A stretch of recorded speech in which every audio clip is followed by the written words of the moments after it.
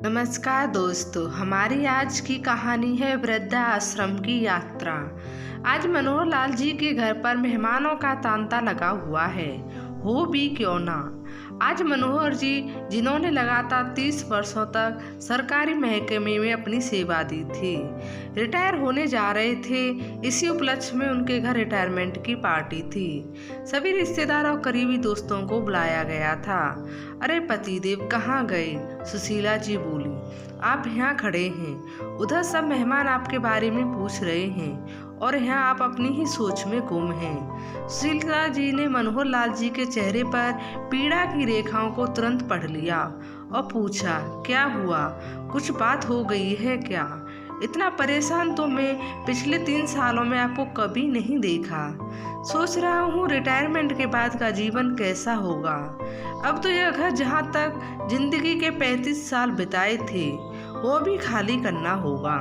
ना जाने कितनी यादें जुड़ी थी इस घर के साथ। जीवन में ना जाने कितने सुख भर पल जिए हमने इस मकान में। अब तो नज़र डालने पर ही मुझे पिछले दिनों के हंसते खिलखिलाते परिवार की आवाज़ सुनाई देने लगती है। मनोहर लाल जी ने उदास भरे स्वर में कहा, अरे जो होता है अच्छे के लिए होता है। अब बेटा बहू आपकी सेवा करेंगे और पोता पोती भी हमारा दिल लगा कर रखेंगे। दिन कैसे निकल जाएंगे पता भी नहीं चलेगा। सुशीला जी बोली। सुशीला जी और मनोहर लाल जी के 2 बेटे और 1 बेटी है। उनका बड़ा बेटा रोहन और उसकी पत्नी मीनू है और दूसरा बेटा मोहन अब विवाहित है। बेटी गीता की शादी एक संपन्न परिवार में करके सुशीला और मनोहर जी उसकी जिंदगी से मुक्त हो चुके हैं। माँ पिताजी की बातें सुनकर बड़ा बेटा रोहन आया और बोला, पिताजी रिटायरमेंट में परेशान होने वाली क्या बात है? रिटायरमेंट के बाद आप लोग अपने बेटा बहू पोते पोती के साथ रहना, जो चाहे करना। अब तो आपके ऐश करने के दिन हैं। 2 बेटे हैं आपके, यही तो मैं इन्हें कह रही हूँ। पर यह है कि बिना सर पैर की चिंता लिए बैठे हैं।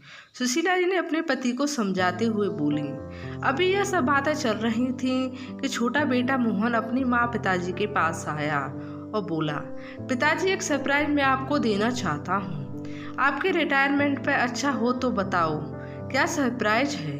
तुम्हें कोई और भी अच्छी नौकरी मिल गई है क्या? नहीं पिताजी, दरअसल मुझे एक लड़की पसंद है जिससे मैं शादी करना चाहता हूँ, मोहन बोला। मनोहर लाल जी एकाएक चौंक गए। उन्हें अपने कानों पर यकीन नहीं हो रहा था।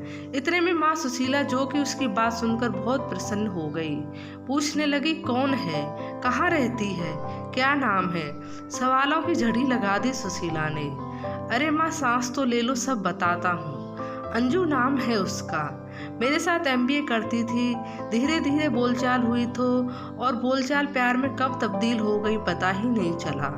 मनोहर लाल जी बेटे की बातों से बिल्कुल भी खुश नजर नहीं आ रहे थे। फिर भी सुशीला का उत्साह देखते हुए उन्होंने अपने गुस्से को काबू में रखा। इतने में मोहन ने एक और तीर छोड़ा। माँ, लेकिन लड़की वालों की एक छोटी सी शर्त है। शर्त का नाम सुनकर सुशीला जी चौंक गई। शर्त? शादी में करने में किस तरह की शर्त?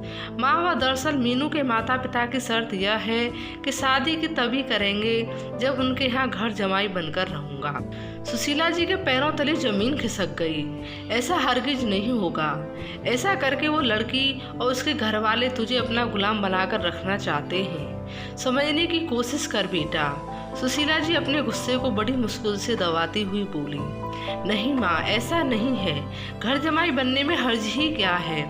यह तो एक छोटी सी बात है। जब हम दोनों एक दूसरे के साथ जीवन बिताना चाहते हैं तो फिर हम यहाँ एक साथ रहें या बाहर, क्या फर्क पड़ता है? जीवन तो हमें जीना है। इतनी बात कहने की देर थी कि मनोहर लाल जी गुस्से से उठ खड़े हुए और मोहन के गाल पर एक जोरदार तमाचा जड़ दिया। यही छोटी सी शर्त लगती है तुझे नालायक?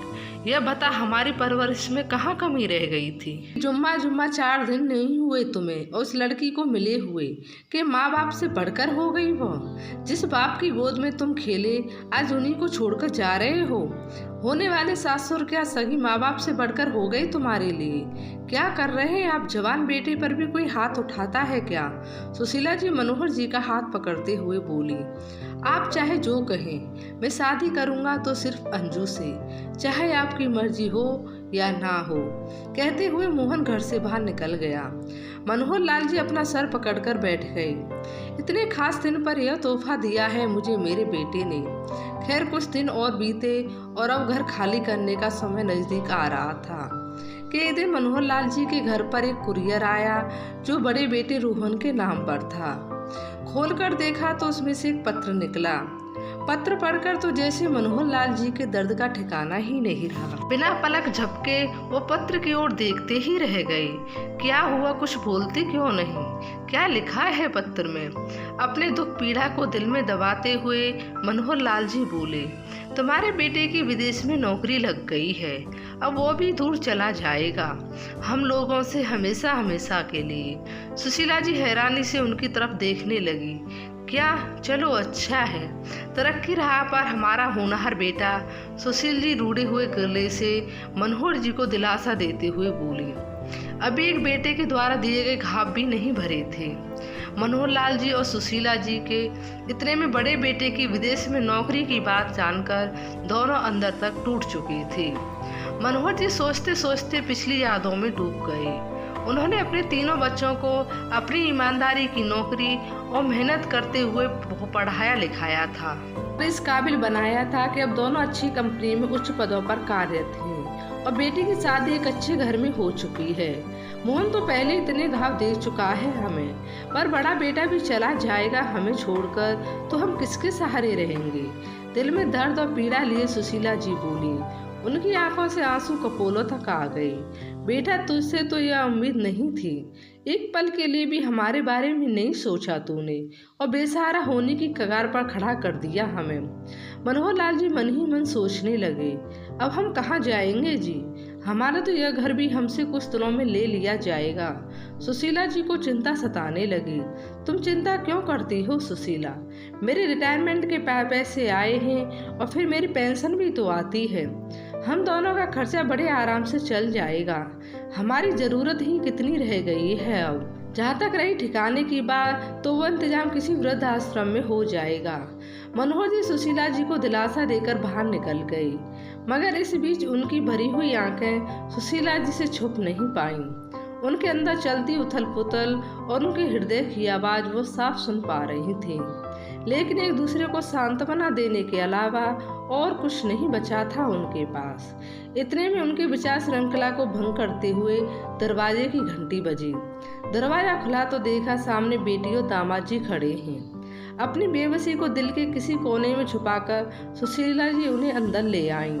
माँ बापूजी कहीं दिख नहीं रहे, कहीं गए हैं क्या? हाँ, ओल्ड एज होम गए हैं, यह पता करने कि हम लोग वहाँ रह पाएंगे या नहीं। सुशीला जी ने बहुत गहरी सांस लेकर भारी मन से यह बात कही तो उनकी बात सुनकर बेटी जैसे अचंभित सी हो गई। क्या यह कह रही हैं आप? दो बेटी के रहते इस बुढ़ापे में आप ओल्ड एज होम जाएंगी? इस उम्र में जब आपको ज़्यादा देखभाल और बच्चों का सहारा चाहिए तो आप लोग ओल्ड एज होम जाने की तैयारी कर रहे हो? हाँ, सही कहा तुमने। दो बेटे, पर वो बेटे वो अपने कहाँ हैं? सुशीला जी ने सारी बात अपनी बेटी और दामाद के सामने स्पष्ट रूप से रख दी। इस समय में मनोहर लाल जी भी आ गए। माँ, आप दोनों हमारे घर चलिए, अब से आप दोनों हमारे साथ ही रहेंगे। क्या माता पिता की जिम्मेदारियाँ केवल बेटों की होती हैं? क्या बेटियाँ माँ बाप को अपने साथ नहीं रख सकती? क्यों नहीं रख सकती बेटा, लेकिन हम तुझ पर बोझ बनकर नहीं रहना चाहते। हम तो अपनी जिंदगी जी चुके हैं, हम चाहते हैं कि तू अपनी गृहस्थी में खुश रहे। इतना सुनकर दामाद जी बोले, इस उम्र में हम आपको अकेला नहीं छोड़ना चाहते। माँ बीवी आप दोनों का बेटा हूँ, आप हमारे साथ चलकर रहेंगे तो हमें खुशी होगी। सुशीला जी और मनोहर जी को अपनी बेटी दामाद के विचार जानकर प्रसन्नता हुई। बेटों ने तो हमें पल में पराया कर दिया, इधर दामाद जी हैं जो हमें अकेला छोड़ना ही नहीं चाहते। मन ही मन दोनों सोचने लगे। बेटी और दामाद हमदर्द भरी नजरों से माँ पिताजी की ओर देखने लगे और उनके जवाब का इंतजार कर रहे थे कि मनोहर लाल जी बोले, बेटी के सहारे की जरूरत ना पड़े, भले ही आज ही और अभी मौत आ जाए। ऐसा जिंदा रहने से अच्छा है मर हार जाना। मनोहर लाल जी की बातों को समझते हुए कहने लगे, मैं आपकी भावनाओं को समझता हूँ पिताजी। अगर आप हमारे साथ हमारे घर में नहीं रहना चाहते तो हम आपके लिए आपके घर के पास एक मकान किराए पर ढूंढ लेते हैं। यदि आप वहाँ भी रहेंगे तो हम आपका ख्याल अच्छे से रख पाएंगे और फिर गीता और बच्चों का भी दिल लगा रहेगा आपके साथ। दामाद जी, मैं आपके विचारों और भावनाओं का सम्मान करता हूँ, लेकिन मेरा आत्म स्वाभिमान मुझे यह सब करने की इजाज़त नहीं देता। इतना कहकर मनोहर लाल जी सोच विचार में डूब गए। कुछ देर बाद अपनी पत्नी से कहने लगे, सुशीला, जो फैसला लिया है मैंने अपनी बची हुई जिंदगी के लिए, क्या तुम मेरे फैसले में मेरा साथ दोगी? मैंने कभी आपका साथ छोड़ा है? जो आज छोड़ूंगी तो ठीक है, हम 2 दिन बाद ही ओल्ड एज होम चले जाएंगे। जो पैसा रिटायरमेंट से मिल रहा है उसे ओल्ड एज होम को ही दे देंगे। सुशीला गहरी सोच में डूब गई। बेटों के होते हुए इस उम्र में हमें ठिकाना ढूंढना पड़ रहा है। कभी अपनी किस्मत को खोजते तो कभी परवरिश को। भगवान हमें ऊपर ही क्यों नहीं बुला लेता? करने को बचा ही क्या है इस जिंदगी में। अगले दिन बेटा रोहन अपनी पत्नी और बच्चों के साथ माता पिता के घर पहुंचा। माँ बापू जी, आज मैं बहुत खुश हूँ, लीजिए मुँह मीठा कीजिए। पूछेंगे नहीं, ऐसी कौन सी खुशी की बात है? यही ना कि तेरी विदेश में नौकरी लग गई है, अब तू ही सेटल हो जाएगा, हम सब जानते हैं। बाबूजी रोहन का अपार्टमेंट लेकर उसके हाथ में थमाते हुए बोले, बेटा, यह फैसला करने से पहले तूने अपने माँ बाबूजी के बारे में एक बार भी नहीं सोचा? सुशीला जी भारी दिल से कहने लगी। रोहन उसकी पत्नी यह सब बातें सुनकर हैरान थे। यह आप क्या कह रहे हैं? उधर देखा तो मेज पर कुछ बैग पैक हुए पड़े थे। यह आप लोग कहाँ जाने की तैयारी में हैं? हमने वृद्ध आश्रम जाने का सोच लिया है बेटा। तुम स्वतंत्र हो, सुशीला जी बोली। नहीं माँ, आप ऐसा सोच भी कैसे सकती हैं कि हम लोग आप दोनों को छोड़कर विदेश चले जाएंगे। मुझे नौकरी के सिलसिले में विदेश जाने का प्रस्ताव अवश्य मिला था, लेकिन मैंने उसे स्वीकार नहीं किया है। मनोहर लाल जी हैरानी से अपने बेटे की तरफ देख रहे थे।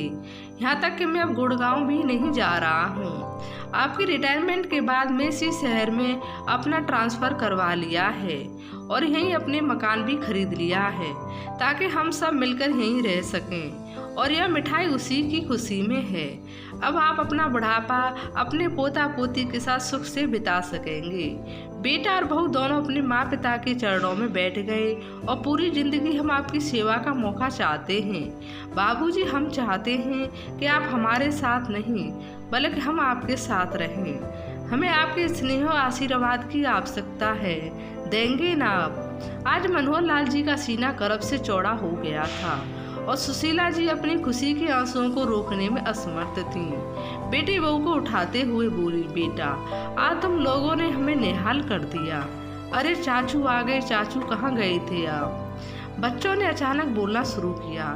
सामने देखा तो मोहन हाथ जोड़े खड़ा था। पापा, आप मुझे माफ कर दीजिए। पिताजी, आप सही कहते थे कि अंजू मुझे अपना गुलाम बनाकर रखना चाहती है।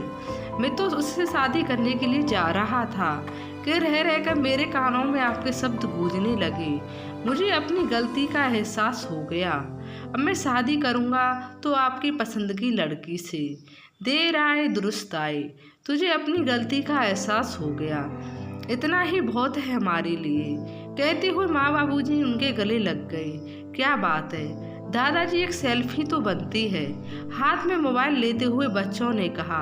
आज पूरा परिवार एक साथ हंसी के ठाके लगा रहा था और सुशीला जी ईश्वर को धन्यवाद दे रही थीं। आपको इस कहानी के बारे में क्या कहना है? लाइक और कमेंट करके ज़रूर बताएं और चैनल को सब्सक्राइब करना बिल्कुल भी ना भूलें। धन्यवाद।